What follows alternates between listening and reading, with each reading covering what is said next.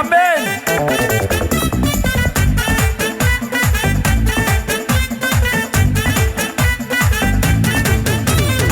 అనేక జనములకు ప్రభు నిన్ను దీవెనగా నియమించను.